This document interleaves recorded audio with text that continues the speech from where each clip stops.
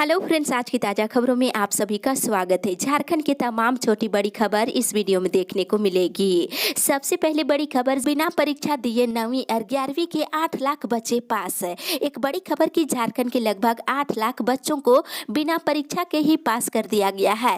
राज्य में कक्षा 9वीं और 11वीं के विद्यार्थी सीधे अगली कक्षा में प्रमोट कर दिए गए हैं। सेकेंडरी डायरेक्टर हर्ष मंगला ने गुरुवार को इस संबंध में आदेश जारी कर दिया है। साथ ही उन्होंने अपने आदेश में कहा है कि सत्र 2021-22 के शुरू हुए लगभग 2 महीने बीत चुका है। राज्य में कोविड के कारण जो हालात है, इसे देखते हुए अगले 2 महीने तक स्कूल खुलने की संभावना नहीं दिख रही है।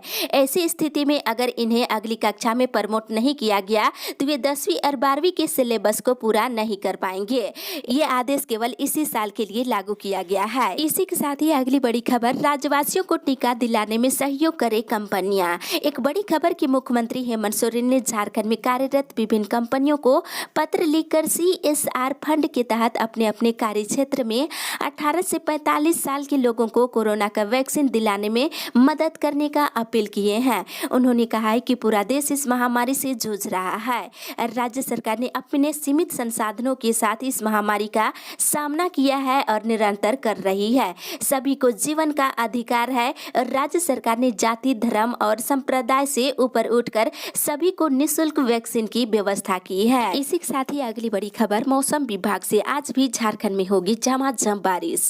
झारखंड में तूफान का असर शुक्रवार को भी रहेगा और मौसम विभाग के अनुसार रांची, खूंटी, बोकारो, गुमला, लोहरदगा और चतरा में भारी बारिश होगी। पिछले 24 घंटे के दौरान रांची में सर्वाधिक 117 मिलीमीटर बारिश हुई है, जबकि जमशेदपुर में 102 और डाल्टनगंज में 45 मिलीमीटर बारिश हुई है। रांची में लगातार अभी भी बारिश जारी है। इधर बुंडू में करोड़ों रुपए खर्च कर बनाया गया हेट बुढ़ाडीह और हराडीह मंदिर को जोड़ने वाला कांची नदी पर स्थित पुल गुरुवार को ध्वस्त हो गया है। इस पुल का उद्घाटन 2019 में हुआ था। इसके कारण बुंडू, तमाड़, सोनाहातू और राहे प्रखंड के सैकड़ों गाँवों का संपर्क टूट गया है। इसी के साथ ही अगली बड़ी खबर, झारखंड कोरोना अपडेट्स।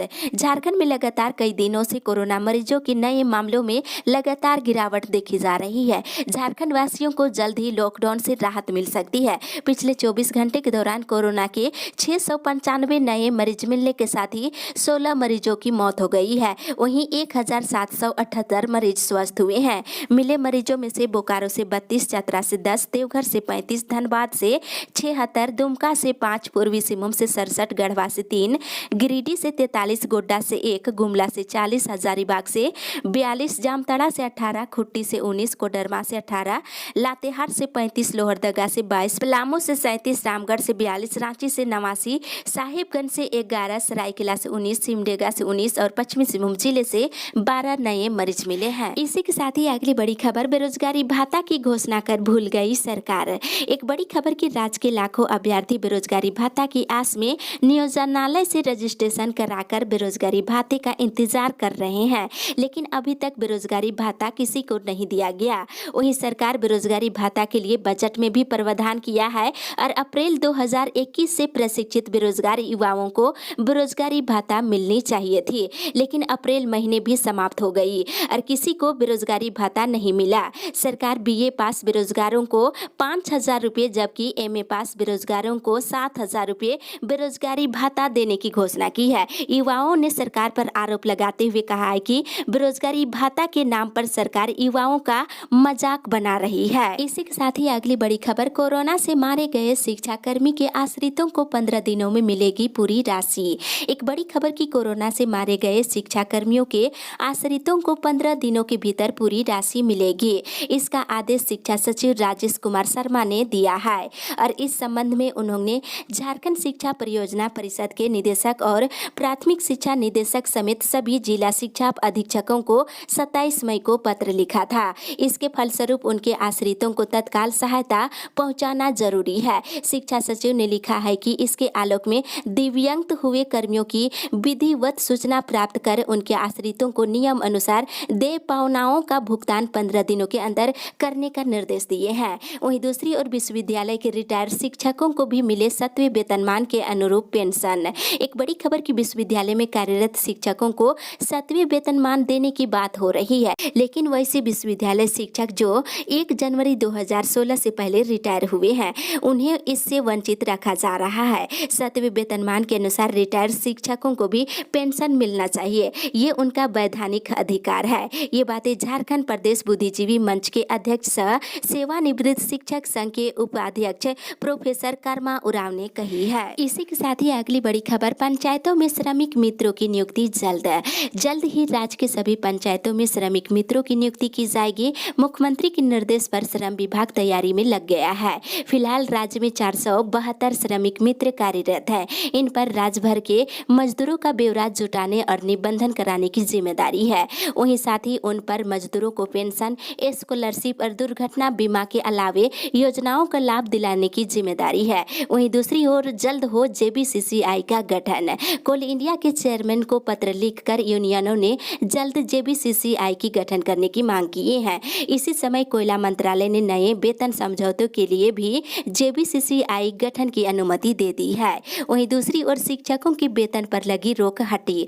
रांची जिला के विभिन्न विद्यालयों के शिक्षकों के वेतन भुगतान पर लगाई गई रोक हटा ली गई है। इस संबंध में उपायुक्त के द्वारा पत्र जारी कर दिया गया है। शिक्षकों से स्पष्टीकरण प्राप्त होने के बाद वेतन पर लगी रोक हटाई गई है। साथ ही अगली बड़ी खबर, कार्ड धारकों को एक साथ मिले 3 महीने का राशन। कोरोना काल में लोगों की आर्थिक संकट को लेकर विभिन्न संगठनों के लोगों ने वर्चुअल बैठक की है और बैठक में मुख्यमंत्री को समस्याओं से अवगत कराने पर सहमति बनी है।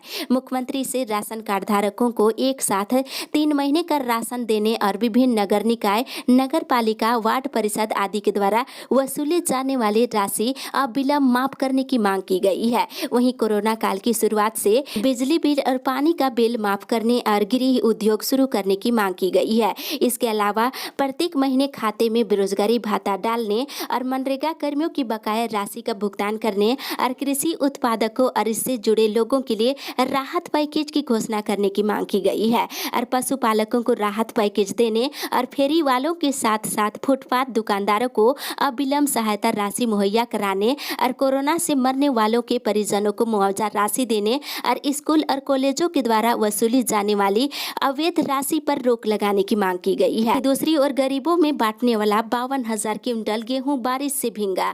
बोकारो गुड शेड में पंजाब से आया FCI का 52,000 क्विंटल गेहूं यास चक्रवात की बारिश में भींग रहा है। इसी के साथ ही अगली बड़ी खबर, दुकान खुलवाए और राशन मुहैया कराए सरकार। भाजपा नेत्री रागिनी सिंह ने गुरुवार को DC को ज्ञापन देकर मांग की है कि राशन और हार्डवेयर की दुकान के तर्ज पर कपड़ा, श्रृंगार, सोना सहित अन्य दुकानों को भी कोविड गाइडलाइन का पालन कर खोलने की इजाजत देने की मांग की है और दुकान बंद रहने से छोटे कारोबारियों और दुकान में काम कर परिवार चलाने वाले कामगारों को परेशानी हो रही है। जब तक दुकान खोलने की इजाजत नहीं दी जाती है तब तक इन परिवारों को भरण पोषण के लिए राशन उपलब्ध कराने की मांग की है। वहीं दूसरी ओर सैलून दुकानदारों को भी छूट दे सरकार। नाई समाज के झारखंड प्रदेश उपाध्यक्ष रमेश ठाकुर ने गुरुवार को एक बयान जारी कर कहा है कि कोरोना काल में सैलून दुकानदारों को सरकार छूट दे। जानकारी देते हुए उन्होंने कहा है कि कोरोना काल में सैलून बंद रहने के कारण नाई समाज की आर्थिक स्थिति खराब हो गई है, जिससे घर परिवार चलाना मुश्किल हो गया है। साथ ही अगली बड़ी खबर, पुलिस के लिए सभी जिलों में अस्पताल। एक राहत भरी खबर की कोविड के इलाज में पुलिस कर्मियों के लिए प्रत्येक जिले में 20-20 बेड की व्यवस्था की जाएगी। झारखंड पुलिस एसोसिएशन ने पुलिस मुख्यालय से मांग की थी कि पुलिस कर्मियों के इलाज में दिक्कत ना हो। इसको देखते हुए प्रत्येक जिले में 20-20 बेड का अस्पताल निर्माण की जाएगी। राज्य पुलिस मुख्यालय ने पुलिस एसोसिएशन के पत्र पर संज्ञान लेते हुए सभी जिलों के SP को निर्देश दिया है कि वे इस दिशा में कार्रवाई करें। साथ ही 400 शिक्षकों को नहीं मिला वेतन। मांडर विधायक बंधु तिर्की ने आरोप लगाया है कि निदेशालय की शिथिलता के कारण ही सरकार के निर्णय और कैबिनेट से पास होने के बावजूद 5 से 10 वर्षों से अल्पसंख्यक विद्यालयों के करीब 400 से अधिक शिक्षकों का वेतन लटका हुआ है। विधायक ने कहा है कि निदेशालय की गलत मानसिकता के कारण राज्य सरकार की छवि खराब हो रही है। इसी के साथ ही अगली बड़ी खबर, टीकाकरण में आगे रहने वाली पंचायत को मिलेंगे 20 लाख। एक बड़ी खबर की श्रम मंत्री सत्यानंद भोक्ता ने गुरुवार को कहा है कि टीकाकरण में अग्रणी भूमिका निभाने वाली पंचायतों को वे पुरस्कृत करेंगे। उन्होंने इसके लिए 4 श्रेणियों का निर्धारण किया है और वैक्सीनेशन के 7% लक्ष्य को पूरा करने वाली पंचायत को संबंधित मुखिया की अनुशंसा पर 20 लाख रुपए की योजनाएं अपने विधायक निधि से देंगे और दूसरे स्थान पर रहने वाली पंचायत को 15 लाख रुपए और तीसरे स्थान को 10 लाख और चौथे स्थान को 5 लाख रुपए का आवंटन दिया जाएगा। श्रम मंत्री सत्यानंद भोक्ता ने कल ये घोषणा किए हैं। इसी के साथ ही अगली बड़ी खबर, सेविका और सहायिकाओं को सैनिटाइजर और मास्क तक नहीं। एक बड़ी खबर की कोरोना को रोकने के लिए प्रखंड क्षेत्र में घर घर जाकर सेविका और सहायिकाओं को सर्वे कार्य का दायित्व सौंपा गया है और विभाग की ओर से दिए गए निर्देश के अनुसार सेविका और सहायिका अपने कार्य में जुट गई है। लेकिन सेविका, सहायिका और सहियाओं को संक्रमण से बचाव के लिए हैंड्स, ग्लव और ना ही सैनिटाइजर दिया गया है। मास्क भी सेविकाएं खुद खरीद कर काम कर रही है। राज्य सरकार को सेविका और सहायिकाओं के साथ ही सहियाओं को संक्रमण से बचाने के लिए मास्क और सैनिटाइजर देने की आवश्यकता है। इसी के साथ ही अगली बड़ी खबर, कोरोना से मृतक को पीएम जीवन ज्योति योजना के तहत 2 लाख का बीमा। एक बड़ी राहत की खबर की स्वास्थ्य विभाग की वरीय आईईसी पदाधिकारी सिद्धार्थ त्रिपाठी ने बताया है कि राज्य में कोरोना से मारे गए आम लोगों के परिजनों को भी सरकार बीमा राशि के भुगतान को लेकर काम कर रही है। इसके तहत प्रधानमंत्री जीवन ज्योति बीमा योजना के तहत 2 लाख का भुगतान किया जाएगा। वहीं दूसरी ओर कोरोना से मृत शिक्षक कर्मियों के आश्रितों को मिलेगी मदद। कोरोना महामारी के दौरान शिक्षा विभाग के जिन पदाधिकारियों और कर्मचारी समेत शिक्षकों और पारा शिक्षकों की असमय मृत्यु हुई है, उनके परिजनों को सरकार सहायता पहुंचाएगी। इसके लिए स्कूली शिक्षा और साक्षरता विभाग के सचिव राजेश कुमार शर्मा ने 15 दिनों के अंदर मृत शिक्षक कर्मियों के आश्रितों को सहायता उपलब्ध कराने का निर्देश दिए हैं। वहीं दूसरी ओर जीएसटी का बकाया दे केंद्र सरकार। झारखंड के वित्त मंत्री डॉक्टर रामेश्वर उरांव ने कहा है कि केंद्र सरकार वित्त वर्ष 2020-21 में जीएसटी क्षतिपूर्ति के रूप में बकाया 1561 करोड़ रुपए का अविलंब भुगतान करे। इसी के साथ ही अगली बड़ी खबर, राहत पैकेज को इंटरनेट मीडिया पर अभिभावक संघ चलाया मुहिम। एक बड़ी खबर की झारखंड प्राइवेट स्कूल एसोसिएशन की वर्चुअल बैठक कल हुई। आपको बता दें, प्रदेश महासचिव राम रंजन ने कहा है कि पूरे राज्य में आज अपने अपने निवास स्थान पर राहत पैकेज के लिए वर्चुअल धरना और स्लोगन के साथ प्रदर्शन किया जाएगा और स्लोगन का प्रदर्शन सभी पदाधिकारी मुख्यमंत्री को ट्वीट करेंगे और इंटरनेट मीडिया पर पोस्ट करेंगे। उन्होंने कहा है कि पिछले 16 महीने से गैर मान्यता प्राप्त निजी विद्यालय के शिक्षक विद्यालय बंद होने से भूखमरी की कगार पर है। वर्चुअल धरने के बाद भी सरकार मांगों को 30 दिनों के अंदर नहीं मानती है तो एसोसिएशन अपनी मांगों को लेकर सुप्रीम कोर्ट में एक रिट याचिका दायर करेंगे। वहीं दूसरी ओर कोचिंग बंद होने से तनावग्रस्त हो रहे शिक्षक, इलाज करने को पैसे भी नहीं। एक बड़ी खबर उधर बता दें कि हजारों प्राइवेट कोचिंग सेंटर है जो बंद है और कोचिंग फेडरेशन ऑफ इंडिया के प्रदेश अध्यक्ष ने कहा है कि आज कोचिंग संस्थान और उसमें पढ़ाने वाले प्राइवेट शिक्षकों की स्थिति बद से बदतर हो चुकी है। कुछ शिक्षक ऐसे हैं जो तनाव और उच्च रक्तचाप और मधुमेह के शिकार हो गए हैं। इसके इलाज के लिए पैसे नहीं है। सरकार को शीघ्र ही हमारे हित में निर्णय लेना होगा, अन्यथा विवश होकर आंदोलन करना पड़ेगा। इसी के साथ ही अगली बड़ी खबर, चतुर्थ वर्गीय कर्मियों ने मांगी प्रोन्नति। राज्य के तमाम जिलों के चतुर्थ वर्गीय सरकारी कर्मचारियों ने राज्य सरकार से नौकरी में प्रमोशन देने की मांग की है। इस संबंध में झारखंड राज्य कर्मचारी चतुर्थ वर्गीय कर्मचारी संघ ने मुख्यमंत्री हेमंत सोरेन सहित विभिन्न विभागों के सचिवों को पत्र देकर प्रमोशन सहित अन्य मांग किए हैं। संघ के उपाध्यक्ष अशोक कुमार सिंह ने पत्र लिखकर मुख्यमंत्री को कहा है कि राज्य में 30,000 से अधिक चतुर्थ वर्गीय सरकारी कर्मचारी कार्यरत है, लेकिन झारखंड बनने के बाद अब तक इन कर्मचारियों को प्रमोशन नहीं मिला है, जबकि बिहार में कर्मचारियों को वहां की सरकार ने प्रमोशन दे दिया है। सरकार इन बातों पर ध्यान नहीं दे रही है। इसी के साथ ही अगली बड़ी खबर, स्वास्थ्य कर्मियों को अब मिली प्रोत्साहन राशि। कोरोना काल में ड्यूटी करने वाले स्वास्थ्य कर्मचारियों को प्रोत्साहन राशि देने की सरकार की घोषणा के बाद आखिरकार 1 महीने के बाद धनबाद जिले के 200 कर्मचारियों को प्रोत्साहन राशि जारी कर दी गई है। आपको बता दें, प्रोत्साहन राशि पाने वालों में सिविल सर्जन कार्यालय, SNMMCH और SSLNT अस्पताल के कर्मचारी शामिल है। हालांकि अस्पतालों में अपनी सेवाएं दे रहे आउटसोर्सिंग कर्मचारियों की प्रोत्साहन राशि पर अब तक कोई बात नहीं बनी है। इसी के साथ ही अगली बड़ी खबर, सभी पंचायतों में 31 मई से विशेष टीकाकरण अभियान। जामताड़ा सदर प्रखंड की सभी पंचायतों में 31 मई से लेकर 3 जून तक विशेष टीकाकरण अभियान चलाया जाएगा। प्रखंड विकास पदाधिकारी मोहम्मद जाहिर आलम ने गुरुवार को जानकारी देते हुए बताया है कि 45 साल से ऊपर और फ्रंटलाइन वर्कर का टीकाकरण किया जाएगा। जो व्यक्ति प्रथम डोज ले चुके हैं, दूसरा दूसरी डोज भी ले सकते हैं। इस दौरान सभी पंचायतों में 2 दिवसीय विशेष टीकाकरण अभियान चलाया जाएगा और प्रत्येक दिन 100 व्यक्तियों का टीकाकरण करने का लक्ष्य रखा गया है। वहीं दूसरी ओर समय से नहीं खुल रहे डाकघर, लोग परेशान। कोरोना संक्रमण को देखते हुए डाक प्रशासन के द्वारा डाक मंडल क्षेत्र के अधीन सभी डाकघरों को एक दिन बाद खोले जाने का निर्देश देने के बाद डाकघर एक दिन के बाद खुलना आरंभ हो गया है। डाकघर समय पर नहीं खुलने से डाकघर के ग्राहकों को दिक्कतों का सामना करना पड़ रहा है। डाकघर खुलने का समय 10 बजे है, लेकिन 11 बजे के बाद ही खुलते नजर आ रहे हैं। इसके साथ ही अगली बड़ी खबर, राज्यों को उनके हाल पर छोड़ दिया केंद्र सरकार। मुख्यमंत्री हेमंत सोरेन ने एक दफा फिर से केंद्र सरकार पर निशाना साधा है।